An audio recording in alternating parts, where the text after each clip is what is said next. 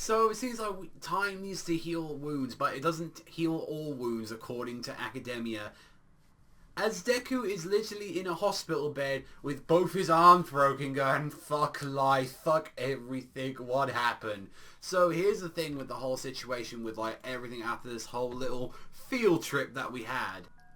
So I found it quite funny actually, out both of the new shonen series out there, mainly being Academia and Clover, that both of them kind of had the same thing exactly happen in their chapters in like both ways, where both of them are having a resting period, and then at the same time both elements are being brought upon. Which is one of the big things of this chapter, that, ooh, there might be a traitor on the loose. Who is it? Who is in there? Who is among us?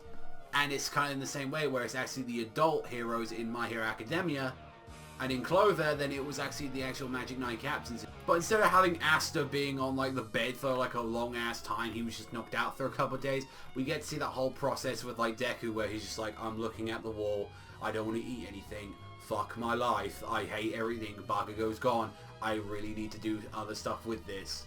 And kind of the whole rundown is like a bunch of the kids got injured. Or like we got 3 out of like the many villains that got captured. We got a couple of them captured and beaten up, like the one that Deku beat up. We got the Gas Boy, and also as well the one that I believe Bakugo and Todoroki and all them like beat the fuck up at. And I was like, okay, that's gonna work. You got them, at least in a way they did get something. But All Might was like super pissed, and he was like, oh god, I'm a failure as a fucking teacher, I need to work on this, like Jesus Christ, I need to do anything. And that's where the whole thing got brought up, saying there are someone in our ranks that's actually with these motherfuckers, like there's someone here is leaking information. And it's like, well, who are we gonna look on the like the list? Because like here's the thing though, it's like out of all the villains and all that, like kind of like with all of them, like, and especially with the heroes, the adult heroes, apart from like Eraserhead, like, and All Might, there's no one exactly on that, like on the adult villains that I'd be like, oh no, not him, he's the villain. So that's the kind of thing where I'm like, I don't know too much of these, and it's the same thing with Agnes. It's like there's some of those characters I ain't emotionally attached to, and I feel like out of the adult like characters and all that, like I only really care about like All Might and Eraserhead. Like they're the only characters like I generally care about, and I think I have a sneaking suspicion it won't be All Might. I have another sneaking suspicion it might be Eraserhead, otherwise he would have been like, this is a good fucking staging. If although he seems like a character that would be like, I generally don't give a fuck anymore. Like, I always have to put my shit for this, and for what? Because, you know, like, all these things, they never get, like, they never stop. They just keep rising. I can see something like that. However, it was kind of getting drowned out by a lot of political stuff throughout the chapter. And it's still one of the most grating, like, kind of, like, issues in Academia. And this is, like, kind of the two things that the newer series need to kind of build up on. And especially with something in Academia that I feel like it's writing like it's, like, telling you this world is fucking amazing, whoa, like I need to get super invested with it. But it's like, I like there's a bunch of the characters I like in Academia, but I'm not really into the world, because it's just real life, but it had superheroes instead. It's like, I guess that's the kind of person that I am. I prefer if it's like super sci-fi, or if it's fantasy, or any of that kind of situation, because it's like, I prefer that kind of thing, because you can use your imagination. Like, basically, it's the same thing while I watch anime. When I watch anime and read manga, I want to be out of, like, nowhere near the actual real world as possible. So I guess it's like, when you kind of get into the whole political thing, which is good, I love that stuff in Kingdom. Kingdom does it fantastically, and a bunch of other series, but it's like, it's getting a little bit, it's like okay, maybe we should be like focusing on some other things right now. It's like, we kind of know that this will be affecting like kind of like everyone here, and it's like, oh yeah, the villains and stuff like that'll be affecting them. So it's like, I can definitely see that. But then it's when we get to Deku and everyone arrives at his room, they were talking about like, we've got a plan here. And I'm sorry, I know people keep always having a pop at me at the whole like Naruto kind of comparison, which is like, as I know it's a bit hypocritical with me liking Clover, when Clover takes so many elements as well from the series.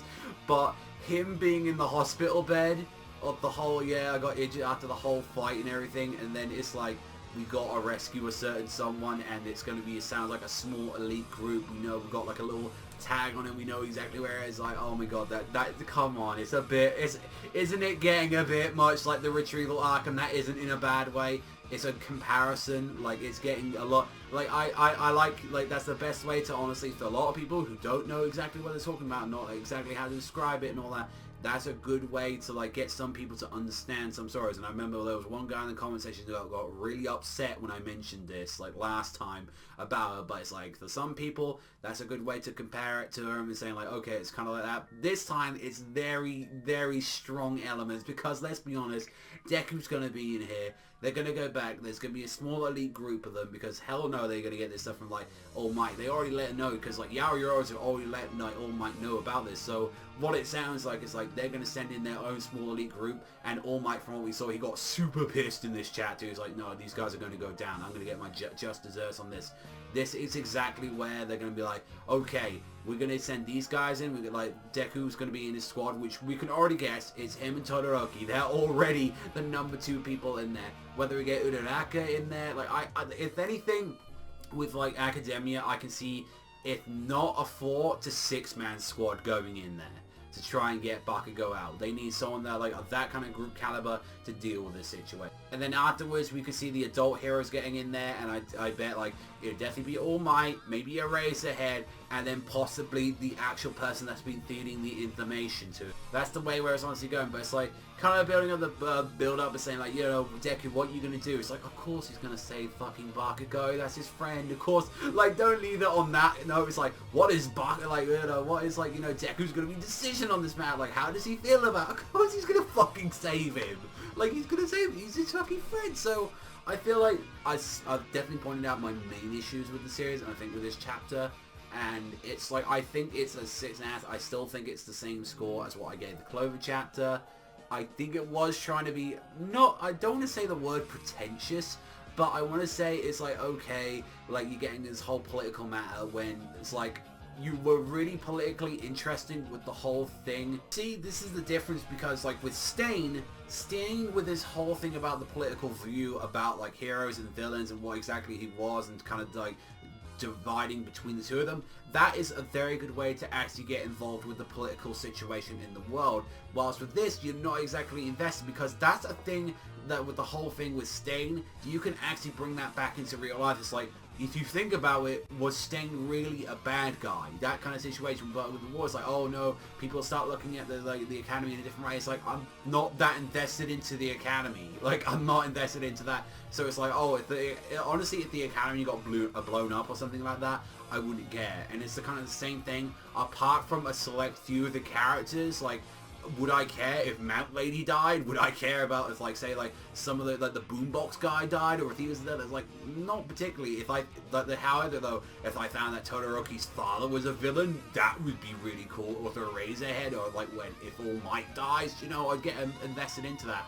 But, and it's the same thing you can say, like, do I give a fuck about some of the characters in Clover? Not really, no. Do I give a fuck at some of the characters in Academia? No. Do I love some of the characters in fucking Academia? I mean, Bakugo, come on, we know this already. So I feel like that's the whole thing of that. I mean, not be like I feel like Academia sometimes, and it's like, it's its greatest strength and its greatest weakness sometimes, that when it tries to go into detail and it tries to explain a lot of this stuff and tries to like say, yeah, we're gonna be there, I feel like sometimes it forgets sometimes that you're not kind of reinventing the shonen genre to way.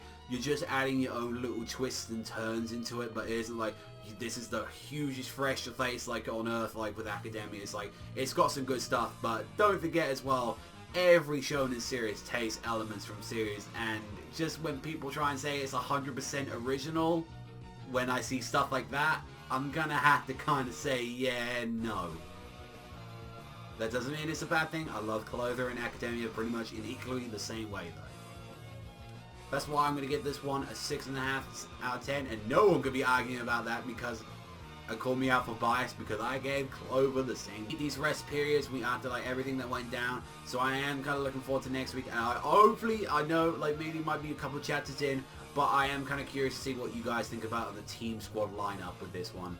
That's all from me though, so if you love Academia as much as I do, then how about you hit that like and subscribe button down below. But that's all from me. I've been Savagezweipanda, and as always people, I'll see you guys next time.